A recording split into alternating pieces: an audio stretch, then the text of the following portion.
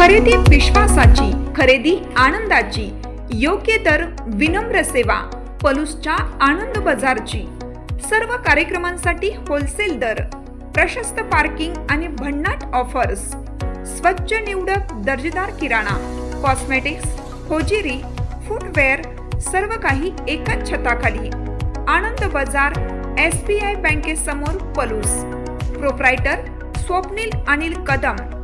Mobile number 95 79 87 93 39।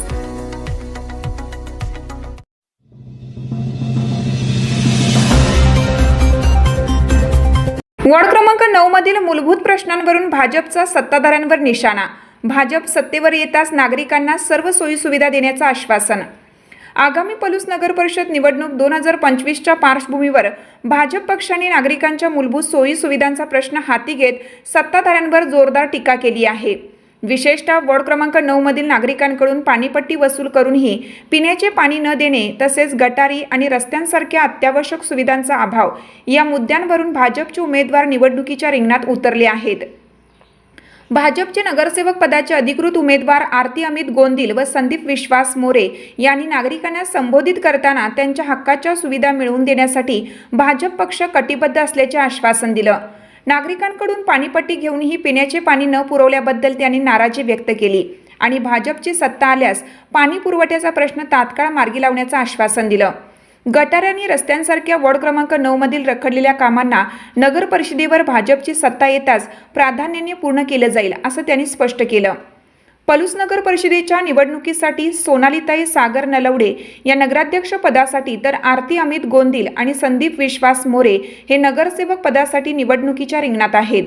प्रचारादरम्यान या उमेदवारांना नागरिकांकडून प्रचंड प्रतिसाद मिळत असल्याचं दिसून येत आहे। मतदारांना कधीही निराश करणार नाही आणि त्यांच्यासाठी आवश्यक त्या सर्व सोयी सुविधा उपलब्ध करून देऊ असे आश्वासन यावेळी सर्व उमेदवारांनी दिले।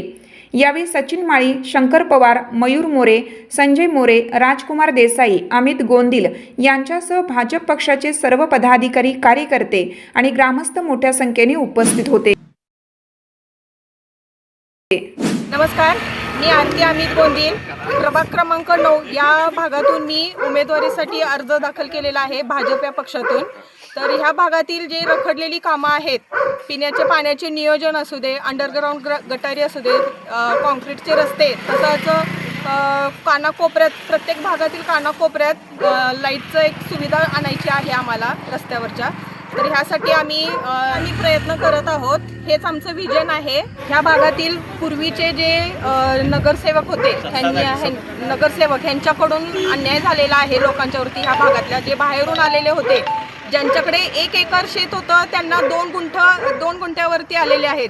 अशा प्रकारचा त्यांच्यावरती अन्याय झालेला आहे। तसेच 7/12वरती बोजा चढवलेला आहे। कशा प्रकारचा, तर पाणीपट्टी आकारलेली आहे, पिण्याच्या पाण्याची सोय नाही आहे ह्या भागातल्या लोकांच्याकडे आणि ती आम्हाला सोय त्यांना आणून द्यायची आहे। नमस्कार, मी संदीप विश्वास मोरे, भारतीय जनता पार्टीतून अधिकृत उमेदवार वार्ड नंबर 9 मधून मी इलेक्शनसाठी उभा आहे।